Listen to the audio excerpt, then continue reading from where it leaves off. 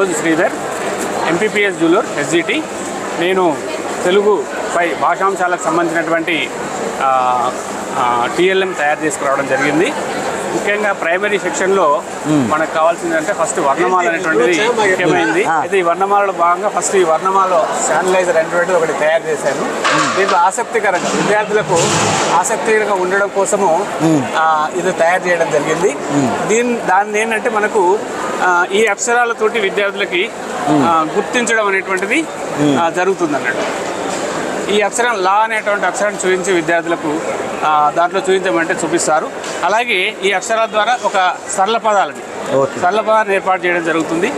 దాని తర్వాత విద్యార్థులు ఈ గుణింతాల జడ ద్వారా అచ్చుల ద్వారా ఈ యొక్క గుణింతాల జడను ప్రిపేర్ చేయడం జరిగింది.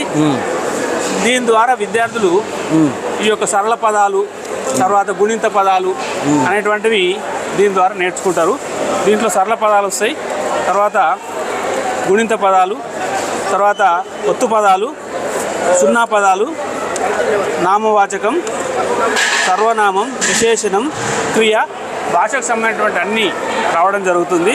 అలాగే దీంట్లో పదాలను ఏరుదాం అనేటువంటి కాన్సెప్ట్లో విద్యార్థులు ఏం చేస్తారంటే మనం తీసినటువంటి ఈ యొక్క పదాన్ని ఇది దేనికి వర్తిస్తుంది అని చెప్పినప్పుడు విద్యార్థి ఇది గుణింత పదం అని చెప్పడం జరుగుతుంది.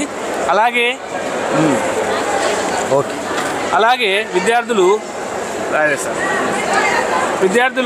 మనకి పదాలను వ్యతిరేక పదాలు ఈజీగా నేర్చుకోవడం కోసం ఈ యొక్క మ్యాజిక్ బాక్స్ను తయారు చేయడం జరిగింది. చూడండి, ఇట్లా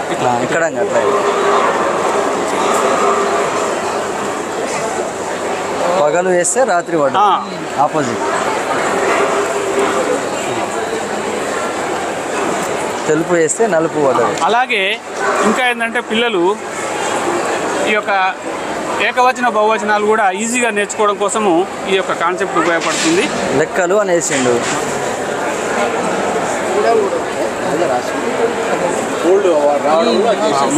ఏడప్పుడు ఇట్లా వేయాలి. ఓడలు. ఓకే. అలాగే కాలాలకు సంబంధించి చెప్పాలా? కాలాలకు సంబంధించి ఇక్కడ భూతకాలం, వర్తమాన కాలం, భవిష్యత్ కాలం అనేటువంటిది అన్ని విషయాలు ఇట్లా విద్యార్థులకు 1 by 1 నేర్చుకోవడం జరుగుతుంది. ఉదాహరణకి భూతకాలంలో తిన్నాను అని అంటే వర్తమాన కాలంలో వచ్చేసి తింటున్నాను, భవిష్యత్ కాలంలో తింటాను అనేటువంటిది నేర్చుకుంటాడు. ఇక ఫైనల్గా ఏంటంటే విద్యార్థి ప్రాథమిక దశలో వాళ్ళకి కావాల్సింది ఏంటంటే ఈ యొక్క విరామ చిహ్నాలు ఏ రకంగా ఉపయోగించాలనేటువంటిది వాళ్ళకి పెద్ద ప్రశ్నార్థకంగా ఉంటుంది. కాబట్టి దీంట్లో కామ, బిందువు, ప్రశ్నార్థకం, రాగచిహ్నం వీటి గురించి విపులంగా మనం అర్థం చేయించడం కోసము ఈ యొక్క కాన్సెప్ట్ తీసుకోవడం జరిగింది. అలాగే వీటన్నిటి ద్వారా ప్రైమరీ సెక్షన్లో తెలుగుకు సంబంధించినటువంటి అన్ని అంశాలు కవర్ అయ్యేటట్టుగా దీన్ని రూపొందించడం జరిగింది. Thank you. My name is Madhava Reddy. నారాయణపురంలో తెలుగు టీచర్ పనిచేస్తాను. యాక్చువల్గా పిల్లలకు సులభంగా నో కాస్ట్లో సరళవంతంగా ఈజీగా అర్థమయ్యేటట్టు ఫస్ట్ అక్షరాల గుర్తింపు అనేది మనం ఒక పదాలు తయారు చేయమని ఒక పిల్లవాడు చెప్తాడు. వానికి వచ్చిన పదం చెప్తాడు. కమలా తయారు చేయాలంటే వాడు ఎంబడే చేస్తే ఏం చేస్తాడు, కమల తీస్తాడు, కా పదం తీసేసి ఇక్కడ పెడతాడు, మా పదం తీసేసి ఇలా పెడతాడు, లా పదం తీసేసి ఇలా పెడతాడు. మల్టిపుల్గా ఎన్నిసార్లు అయినా దీన్ని వాడు ఆడుకుంటాడు. ఎంతసేపటి కూడా కింద పెడతాము.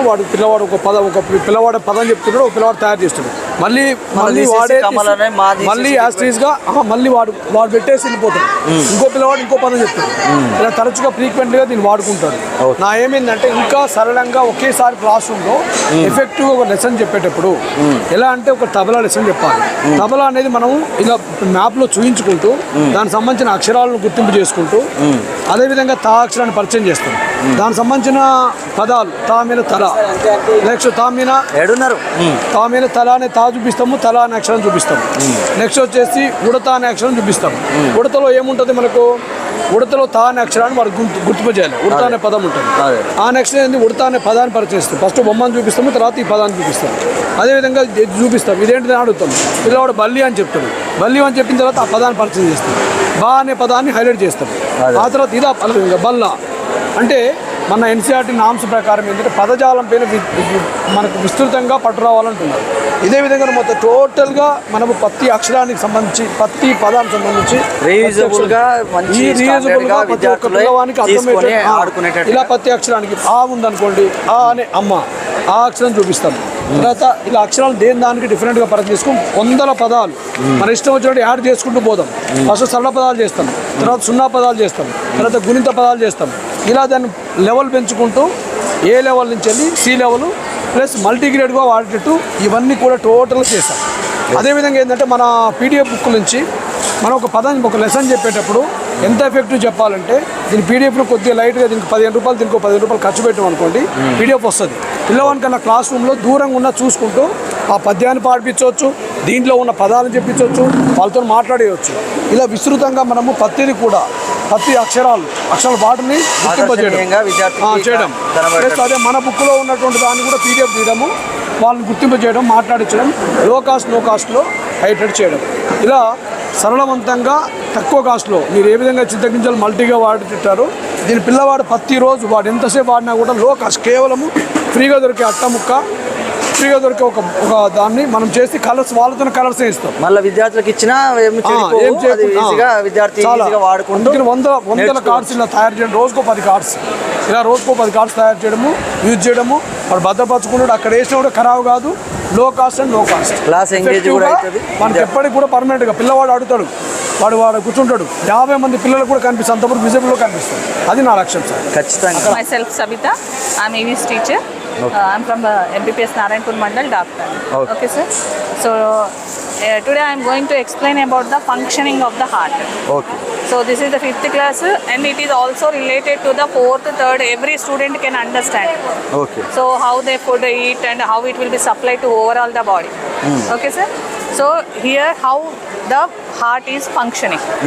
So we know that heart pumps the blood towards the and all the body parts.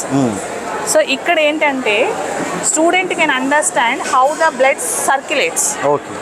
ఇప్పుడు బాడీ పార్ట్స్ నుంచి కలెక్ట్ అయిన blood working model sir can you okay okay.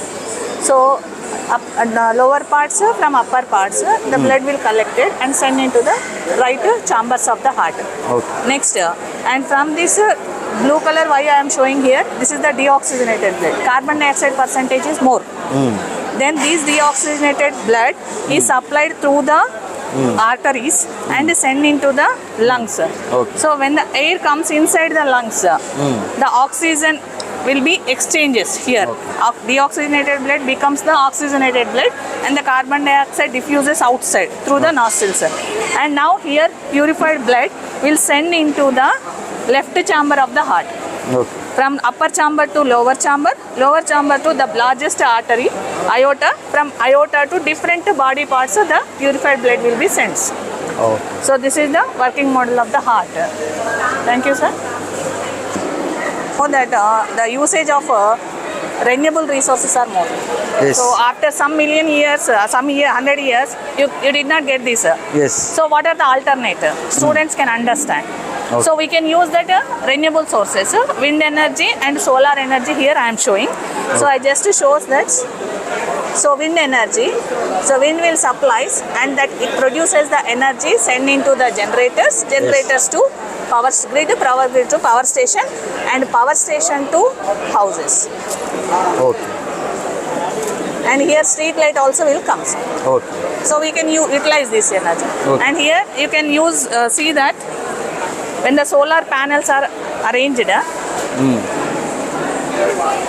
directly sunlight falls on the solar energy. You can see, sir, inside that the bulb will glows. Yes. So this is the renewable sources of energy. Thank you. Okay.